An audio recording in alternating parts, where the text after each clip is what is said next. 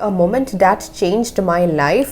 A moment एक क्षण, that मतलब जिसने, एक क्षण जिसने changed my life मेरी लाइफ बदल दी, my life बदल दी. It was the day I faced my biggest fear, that is public speaking. It was the day मतलब यह वह दिन था, मैंने फेस किया, सामना किया मेरा सबसे बड़ा डर. क्या है? पब्लिक स्पीकिंग मतलब कि पब्लिक के सामने बोलना, सार्वजनिक रूप से बोलने का सामना किया. आई वॉज ऑलवेज शाई, मैं हमेशा से शाई मतलब थोड़ा संकोची था. वॉज मतलब था. और avoided speaking in front of a crowd, भीड़ के सामने. इन फ्रंट ऑफ अ क्राउड मतलब भीड़ के सामने बोलना अवॉइड किया मतलब बोलने से भागता था. हाउएवर मतलब हालांकि. मेरे स्कूल के एनुअल फंक्शन के दौरान, ड्यूरिंग मतलब दौरान, माय टीचर मेरे टीचर ने सेलेक्ट किया टू गिव अ स्पीच देने के लिए सेलेक्ट किया. To give a speech. At first मतलब पहले तो मैं आई वॉन्टेड टू रिफ्यूज़, पहले तो मैं मना करना चाहता था. रिफ्यूज़ मतलब मना कर देना, चाहता था, वॉन्टेड.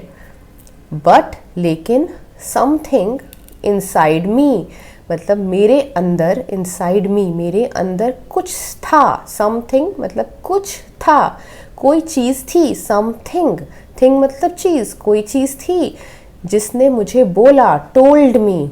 क्या बोला? टू एक्सेप्ट द चैलेंज मतलब एक्सेप्ट मतलब स्वीकार करना और चैलेंज मतलब चुनौती. तो ये जो चैलेंज आया था मेरे सामने, उसको एक्सेप्ट करने के लिए मुझे अंदर से आवाज़ आई.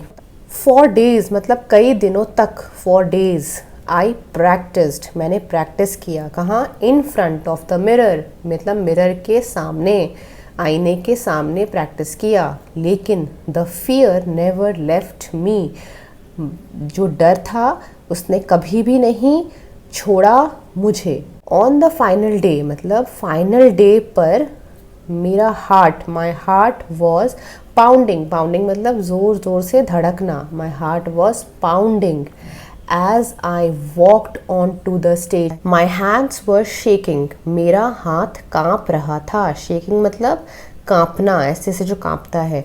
And I could feel the nervousness in my voice मतलब मैं फील कर सकता था. कुड मतलब कर सकता था.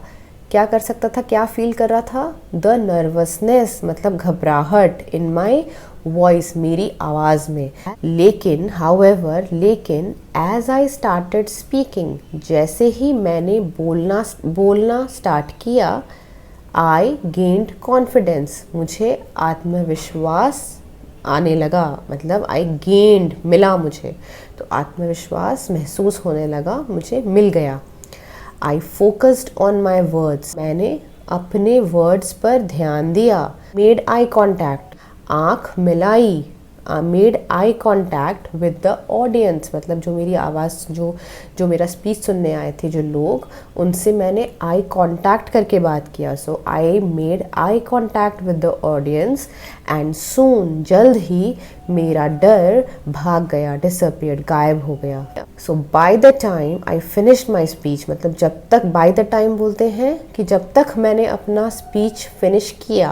Hall was filled with applause मतलब पूरा हॉल तालियों से भर गया. फिल्ड मतलब भर गया, अपलॉज मतलब तालियां, और हॉल भर गया तालियों से. That moment changed my life for ever, वह पल मेरी लाइफ हमेशा के लिए चेंज कर दिया. उस पल ने मेरी लाइफ को हमेशा के लिए बदल दिया.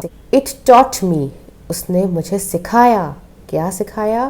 कि fear only exist in our minds, डर सिर्फ, ओनली मतलब केवल या फिर सिर्फ, एग्जिस्ट करता है मतलब रहता है हमारे दिमाग में.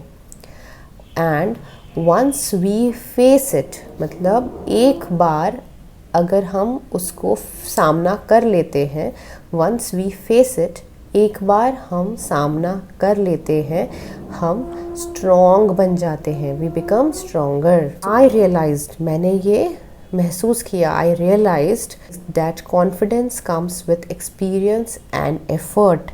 मैं ये समझ गया कि कॉन्फिडेंस मतलब जो आत्मविश्वास होता है वो कम्स विथ, कहाँ से आता है, एक्सपीरियंस से और मेहनत से। मतलब पहले आपने कितने बार परफॉर्म किया है वो एक्सपीरियंस, और आपकी मेहनत कितने बार आपने प्रैक्टिस किया है। तो I realised that confidence comes with experience and effort. Since that day मतलब उस दिन के बाद से, so I have not eaten anything since morning, मतलब मॉर्निंग के बाद से मैंने कुछ खाया ही नहीं है। तो हम लोग सिंस तब यूज़ करते हैं। I have never been afraid, मैं कभी भी नहीं डरा पब्लिक में बोलने से। I have never been afraid to speak in public. And I, और मैं एक्टिवली पार्टिसिपेट करता हूँ, मतलब मैं पूरी तरीके से पार्टिसिपेट करता हूँ किसमें, इन डिबेट्स एंड प्रेजेंटेशंस। डिबेट्स होता है बहस, जो येस और नो की डिबेट होती है, एंड प्रेजेंटेशंस मतलब कोई भी अगर मुझे प्रस्तुति करना होता है तो मैं उसमें भी पार्टिसिपेट करता हूँ।